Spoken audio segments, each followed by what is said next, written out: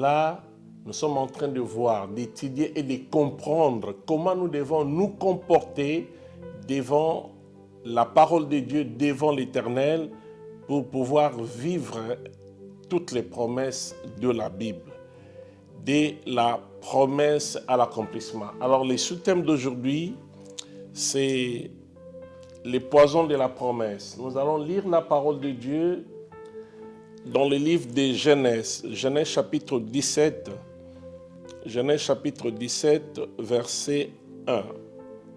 Je répète pour la bonne audition et la meilleure compréhension, Genèse chapitre 17. Genèse chapitre 17, nous allons lire le premier verset. J'attends que vous puissiez vous installer, installez-vous calmement, évitez les bruits, évitez la distraction car c'est le moment de partage, un moment béni. Genèse chapitre 17, verset 1. Je lis la parole de Dieu au nom de Jésus.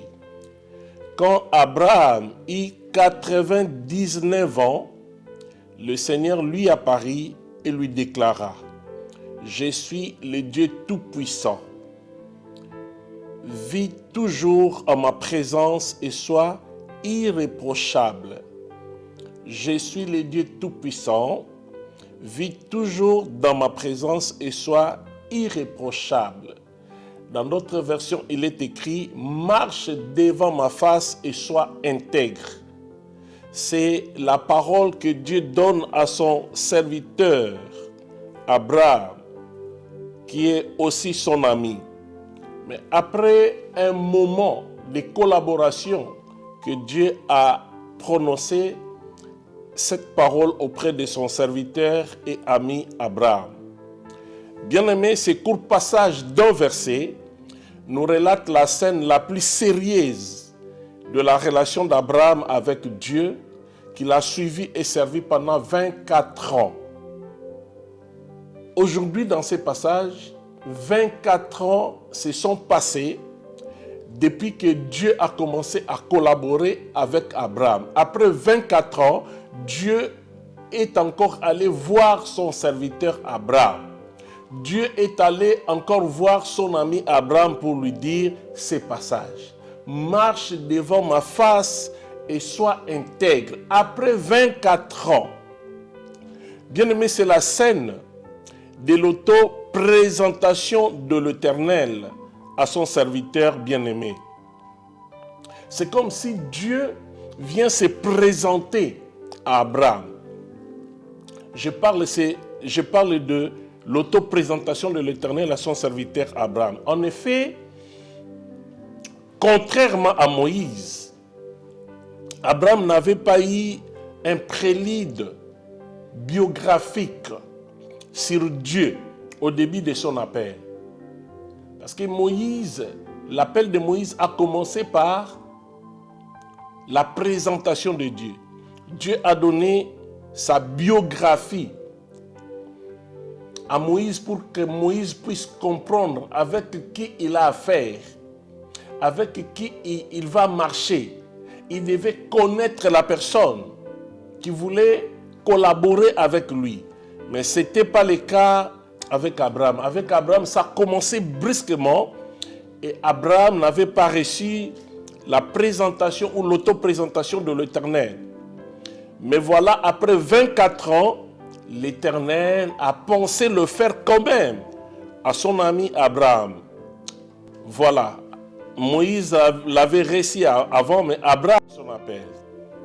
De surcroît, celui-ci ne lui avait donné aucune prescription jusque-là, puisque toutes les promesses étaient inconditionnelles.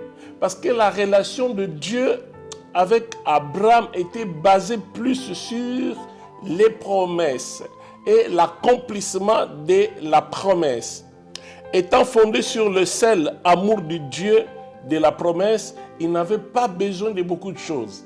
Dieu s'est basé plus sur lui, parce que c'est lui qui est allé voir Abraham, c'est lui qui donne des promesses à Abraham, c'est lui qui tenait à ce que les promesses soient accomplies. Abraham était donc appelé à découvrir Dieu au fur et à mesure de leur marche. Alors, bien-aimés, la nature de Dieu, les goûts de Dieu, les désirs de Dieu, ce qu'il déteste, et par conséquent s'y conformer pour l'honorer et le glorifier, Abraham n'avait pas connu ça. Mais il n'en était toujours pas le cas avec Abraham, parce que c'est ce qu'Abraham n'avait pas connu. Moïse l'avait connu dès le départ. Il menait sa vie par la foi en l'Éternel, Dieu de la promesse. Donc, la relation de Dieu avec Abraham, du côté d'Abraham, c'était basé par la foi à l'Éternel, le Dieu de la promesse. Mais tout en reniant la logique de la foi par certaines de ses œuvres. Oui, lui, il se disait, je marche par la foi. Oui, certainement, il marchait par la foi, mais il y avait des choses qui lui échappaient. Il y avait des choses que Abraham ne tenait pas compte. Voilà pourquoi Dieu est revenu pour dire à son serviteur, marche devant ma face et sois intègre. Quelque part, nous pouvons dire qu'Abraham n'était pas intègre. Mais qu'est-ce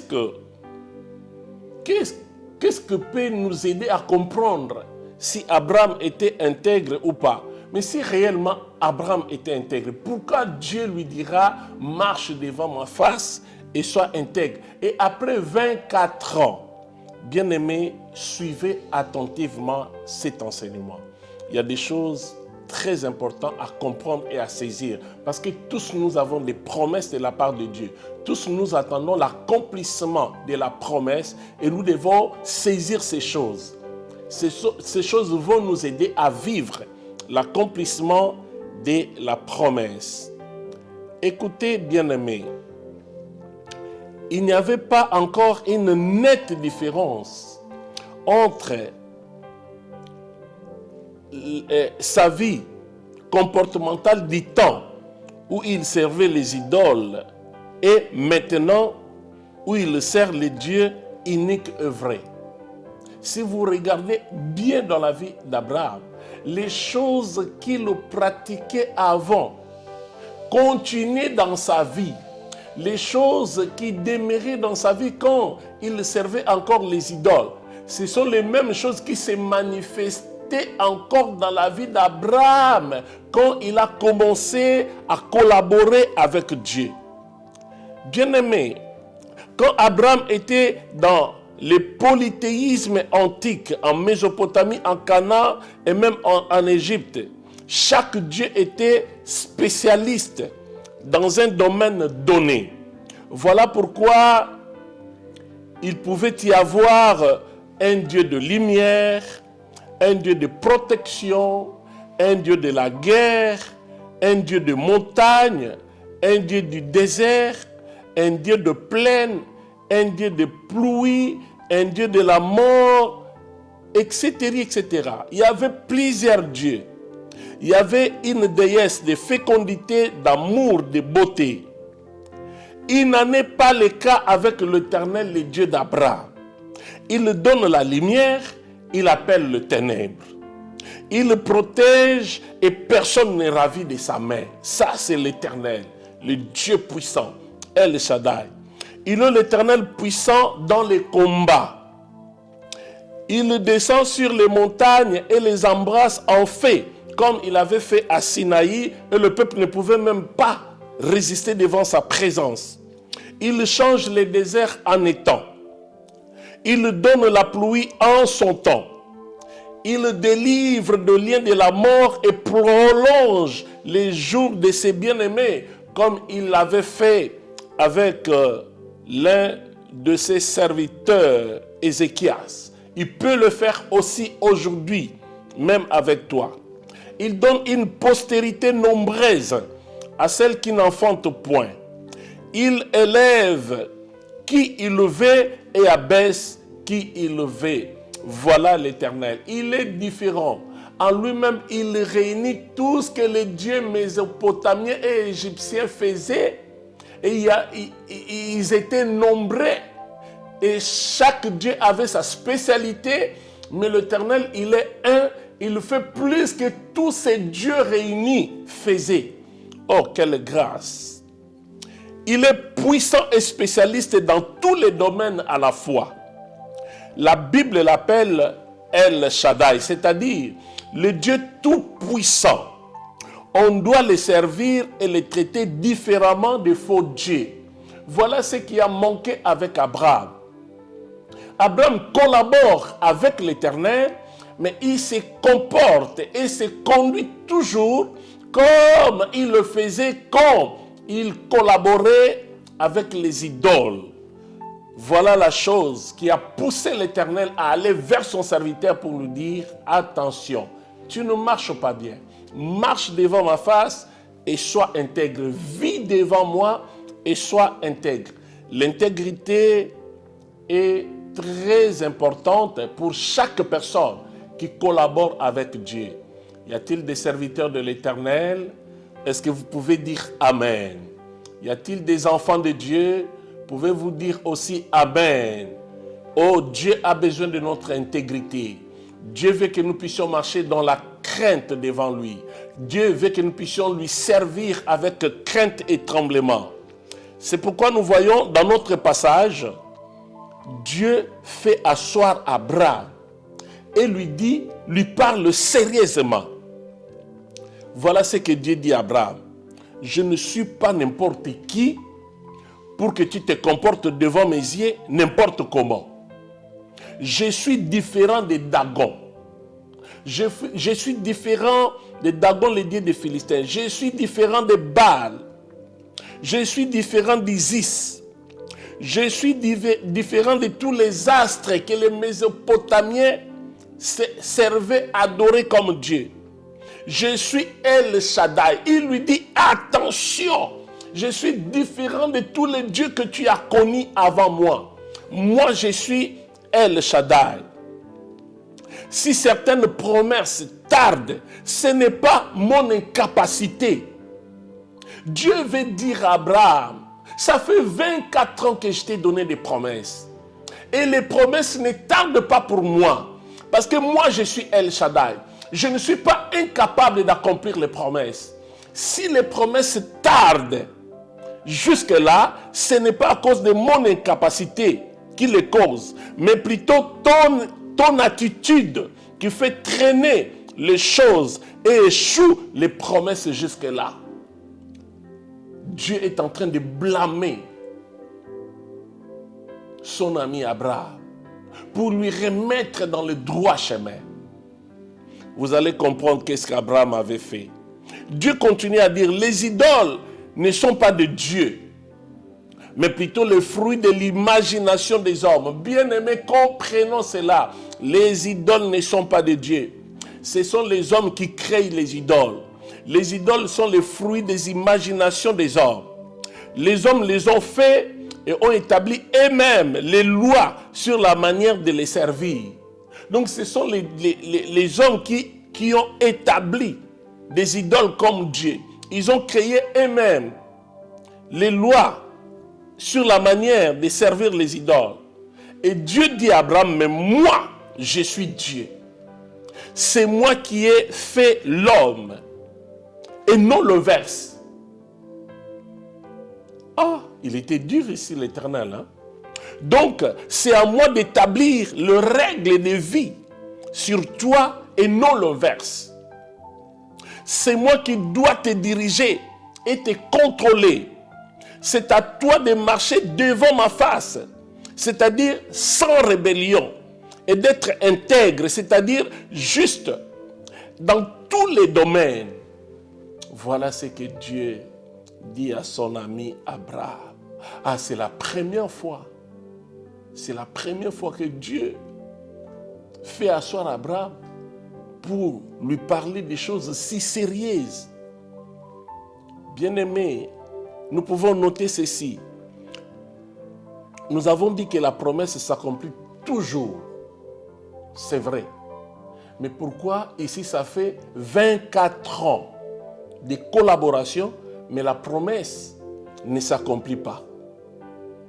Si la promesse s'accomplit toujours, C'est parce que Dieu lui-même veille sur la promesse pour l'accomplir, afin de ne pas se renier lui-même. Il veille sur la promesse pour ne pas se renier lui-même. Parce que si Dieu donne la promesse et que cette promesse ne s'accomplit pas, les gens peuvent croire que Dieu est incapable. Dieu n'a pas voulu que les gens plutôt les traitent comme incapables. C'est pourquoi il fait asseoir Abraham ici. C'est lui qui amène les promesses à l'accomplissement pour que lui-même ne puisse pas se renier. Deuxièmement, la promesse s'accomplit toujours. Nos péchés anciens ne peuvent rien, car Dieu nous a aimés et nous a appelés tels que nous étions. Donc Dieu ne tient pas compte de nos péchés passés, de notre ancienne vie, de nos péchés anciens, car cela ne peuvent rien. Parce qu'il sait qu'il nous a appelés comme nous étions. Mais ici, Abraham, ce n'était pas le cas. Abraham est devenu ami de Dieu, mais il continue avec la même vie qu'il avait avant de collaborer avec Dieu. Troisième chose qui nous montre que la promesse s'accomplit toujours, nos ennemis, le plus redoutable, ne peuvent rien contre la promesse divine à cause de l'action de l'esprit de la promesse, à cause de l'exécution des anges et à cause de la nature divine en nous. Les ennemis ne peuvent pas empêcher l'accomplissement de la promesse de Dieu. C'est pourquoi la promesse s'accomplit toujours. Même nos ennemis les plus redoutables ne peuvent rien contre la promesse divine. Premièrement, à cause de l'action de l'esprit de la promesse. Deuxièmement, à cause de l'exécution des anges. Et troisièmement, à cause de la nature divine en nous. Voilà, bien aimé, ces choses font que la promesse ne puisse pas échouer. Mais laissez-moi entrer dans notre thème d'aujourd'hui, les poisons de la promesse divine. Alors, c'est quoi les poisons de la promesse divine? Il existe un poison plus qu'efficace, susceptible de retarder et même de faire échouer la promesse divine. Et ce poison est l'homme de la promesse lui-même. Dieu te donne la promesse, mais toi-même, tu peux devenir le poison de la promesse que Dieu t'a donnée. Tu as la promesse, tu commences à tuer toi-même la promesse. Tu commences à empoisonner toi-même la promesse. Tu deviens le poison pour que la promesse de Dieu en toi ne puisse pas s'accomplir. Vous pouvez être le propre sorcier de votre vie, l'assassin de votre propre promesse. Par conséquent, l'assassin aussi de votre destinée. Cela ne signifie pas que Dieu a peur de vous. Seulement, la première chose que Dieu honore dans l'homme, c'est sa liberté. Il a créé libre l'homme pour les différencier des arbres et des animaux. Et Dieu laisse à l'homme la liberté de choix. Il donne la promesse, il te donne la liberté de marcher selon sa volonté, selon sa pensée pour vivre l'accomplissement de la promesse. Et quand tu mélanges les choses, tu arrêtes, tu détruis plutôt. Tu es en train de détruire la promesse. Tu es en train d'assassiner la promesse. Tu es en train d'empoisonner la promesse. Ce qui peut empoisonner la promesse, premièrement, donc le point A, c'est le péché. Le péché, c'est vraiment le poison de la promesse. Nous avons dit que le poison de la promesse, c'est l'homme lui-même. C'est par le péché que l'homme peut empoisonner la promesse que Dieu lui a donnée. La Bible dit dans Ésaïe chapitre 59, versets 1 à 4, « Non, la main de l'Éternel n'est pas trop courte. Les oreilles de l'Éternel ne sont pas très éloignées. Mais ce sont vos crimes, vos péchés. Le péché empêche l'Éternel d'agir dans nos vies. Le péché Le péché fait que la main de l'Éternel ne soit pas capable de nous toucher à cause du péché. Nous devons éviter le péché. Mais écoutez bien aimés, Abraham pratiquait la vie de mensonge qu'il avait avant de commencer à collaborer avec Dieu. Il vivait dans les mensonges. Il commence à collaborer avec Dieu. Il continue avec les mensonges. Les mensonges est un péché. Les mensonges d'Abraham, c'était parmi les poisons qui empêchaient l'accomplissement de la promesse. Dans la Bible, il y a 2 versets qui nous parlent de ça. Genèse chapitre 12, versets 11 à 13. Abraham dit à sa femme Sarah, « Nous allons chez les Philistins. Tu diras que tu es ma sœur. Ne dis pas que tu es ma femme. À cause de ta beauté, on cherchera à me tuer pour rester avec toi. Dis que tu es ma sœur. » Et cela ne s'est pas fait une fois. Dans Genèse chapitre 12, 1 à 13, et même dans Genèse chapitre 20, verset 13, même mensonge, Abraham vivait dans les mensonges. Il marchait avec Dieu, il continuait à mentir. Alors, le mensonge, c'est parmi les péchés qui ont fait que la promesse ne puisse pas s'accomplir. Deuxième chose, deuxième poison de la promesse, les divisions et troubles. Si vous vivez que des divisions, que des troubles dans votre vie, vous serez vous-même un poison pour l'accomplissement de la promesse. La famille d'Abraham était victime de nombreuses incompréhensions, dont 3 étaient majeures. Je vous parle de 3 incompréhensions majeures qui régnaient dans la famille d'Abraham. Premièrement, querelle entre le berger qui risquait de solder au conflit Abraham et Lot. Il y avait querelle entre les bergers, les serviteurs d'Abraham d'un côté, les serviteurs de Lot d'un côté ne s'attendaient pas. Il y avait des terribles querelles entre les deux camps, entre les deux groupes. Et cela était monté jusqu'à Abraham, jusqu'à Lot. Ça pouvait créer la division, ça pouvait créer de mauvaises choses. Heureusement qu'Abraham s'est ressaisi. Mais il y avait des querelles.